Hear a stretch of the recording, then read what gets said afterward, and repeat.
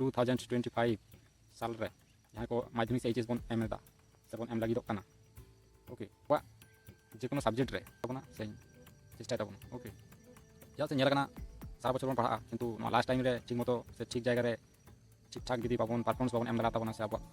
जोहार गे सानाम को इन खन मारंग को हटो डबो गड जोहार और इन खन हुडिंग को दुलर थुम चाल कते नोआ चैनल ना कमी होरा बन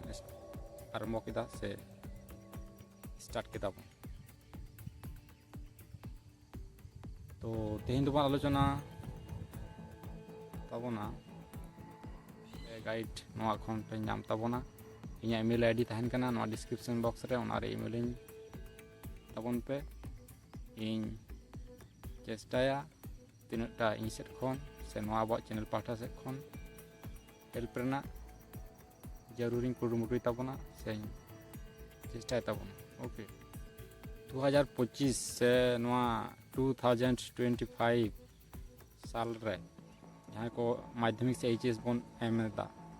से बन एम लगिदो कना ओके उनको लगिद इन ठेन मिटांग इंडिया अरदास तहन कना तो आपे को जेकोनो सब्जेक्ट रे जुदी जहाना प्रॉब्लम पे बुझे तबना से कोनो चेलेका भाबते परीक्षा पे एम लेखन आपे ताड़ाताड़ी से अड़ी ना कम समय रे भागे रिजल्ट पे तैयार दाड़ा तबना ओके ओना टिप्स जहाँ से नेला कना सारा बछर बन पढ़ा किंतु लास्ट टाइम रे ठीक मतो से ठीक जगह रे ठीक ठाक जुदी बाबन परफॉर्मेंस बाबन एम दाड़ा तबना से अब कमी बाबन उदू दाड़ा तो अब सारा बछर ना फल के हयतो भागे बांग हुई दाड़ा से अब पूरा सारा बछर ना कमी ना कुड़ाई ना बांग बन नाम दाड़ा ओके ओनाते लास्ट टाइम रे नेतो अक्तो रे चे कमी को कराव लेखान अड़ी जरूरिया तो ओना कोगिन ले तबना ओके तो नेतु दो जहाँ को बन पढ़ाव कना से जहाँ को सारा बछर बन पढ़ाव कदा ओना को रिविजन वेरी इम्पोर्टेंट इन दुई मने तबना से अड़ी जरूरी हेना नेतुआ अक्तो रे ओके या से बाखान लहा तेना जहाँ बन पढ़ाव कना ओना को जुदी नेतो बार बार बाबन रिविजन प्रत्येक दिन प्रत्येक सब्जेक्ट तो इन दुई मने तबना तो परफॉर्मेंस अड़ी लातार से चला दाड़ा revision very important any subject any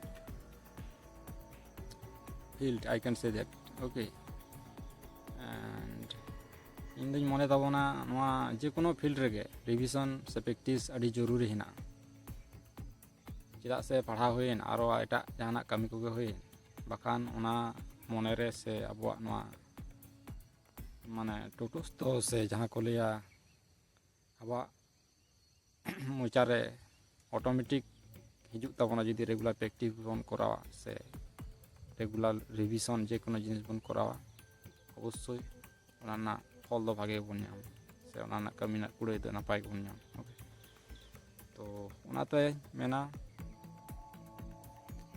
revision साथे अंक को जेमन 10 लेवल ना ओना को ओंका गे मेटा अंक एमन भाबते प्रैक्टिस हुआ इम्पोर्टेंट गे तबना ओना को हयतो जहाँ करे कोचिंग बन पढ़ा कना से जहाना बा जहाना इंस्टीट्यूट संगे जुदी जुक्त हेना बना तो ओंडे निश्चय जहाना बा सजेशन को एमाबन कना ओना को ठीक मतो बन फॉलोयमा से ओना को नितोर दाडी जोरदार प्रैक्टिस बन चलावमा ओके एंड ओके जहाना जुदी कोनो सब्जेक्ट चेतान रे माने चेइन लिया नितो समय मा सारा बछर चलाव चाबा कना नितो लास्ट टाइम रे जहाँ को जुदी कोनो शॉर्ट भावते आइडिया से टिप्स बन से गाइड्स बन हाता लगी कना तो नोआ डिस्क्रिप्शन रे जरूर ईमेल हेना डायरेक्ट बन ईमेल में डायरेक्ट अब बन चेष्टाया से इन चेष्टा तबना आपे को साव गलमाराव से नोआ सब्जेक्ट बेसिस आलोचना ओके तो तेहन दो निना गे और जुदी नोआ चैनल बन कुसिया खान लाइक शेयर कमेंट सब्सक्राइब दो आलो बन हिड़ीमा ओके बाय टेक केयर।